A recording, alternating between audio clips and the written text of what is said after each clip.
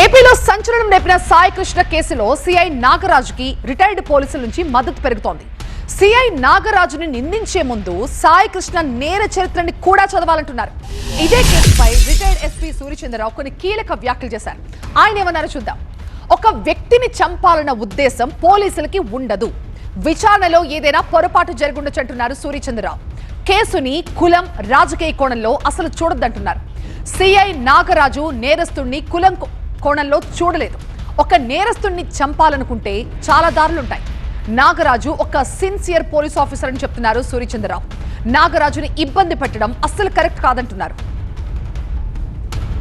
Retired SP Suryachandrarao full comments ని మా special correspondent Ravi అందిస్తారు. రాష్ట్ర వ్యాప్తంగా సంచలనం కలిగినటువంటి కేసులో ప్రస్తుతం మనతోటి మాట్లాడేందుకు ఇటీవలే రిటైర్డ్ అయినటువంటి మాజీ ఎస్పీ సూర్యచంద్ర ఉన్నారు. సార్ చెప్పండి, ఎలా చూడాలి ఒక పోలీస్ అధికారి ఇవాళ రిమాండ్లో సెంట్రల్ జైలుకి వెళ్ళినటువంటి పరిస్థితి కనిపిస్తుంది. సిఐ నాగరాజు ఎలా చూడాల్సిన అవసరం? ఈ విషయంలో పర్టికులర్గా ఒక సిఐకి కానీ ఒక పోలీస్ అధికారి, ఏ పోలీస్ అధికారికి కూడా ఒక వ్యక్తిని చంపాలనే ఉద్దేశం ఉండదు. అతనికి చంపాలనే ఉద్దేశం ఉద్యోగంలో ఉండదు. యాక్చువల్గా తీసుకొచ్చి ఇంట్రాగేషన్ చేసేటప్పుడు అతని చేత ఏదైనా విషయాన్ని రాబట్టుకునే క్రమంలో ఏదైనా పొరపాటు జరిగి ఉండొచ్చు. కానీ ఈ పర్టికులర్ విషయంలో మనం గమనించవలసింది ఏంటంటే, నేను ముఖ్యంగా విజయవాడ ప్రజలకు విజ్ఞప్తి చేసేది ఏంటంటే, ఇది రాజకీయ కోణంలో చూడొద్దు, అలాగే కుల కోణంలో కూడా మీరు చూడకండి. రాజకీయ కోణంలో చూసి రాజకీయ లబ్ధి పొందాలనో, కుల కోణంలో చేసి అది కులానికి సంబంధించినటువంటి విభేదాలను సృష్టించాలనో చూడొద్దు అనేది నా విజ్ఞప్తి.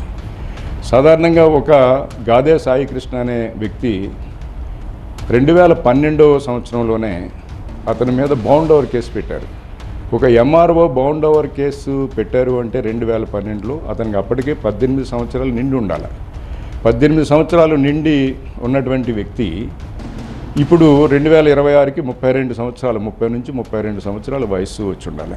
మీరు అతని నేర సామ్రాజ్యాన్ని కనుక చూస్తే అతనికి కొట్టేసిన కేసులు అయి ఉండొచ్చు, రాజీ పడిన కేసులు ఉండొచ్చు, సుమారు 22 కేసుల వరకు అతని మీద నమోదైనాయి.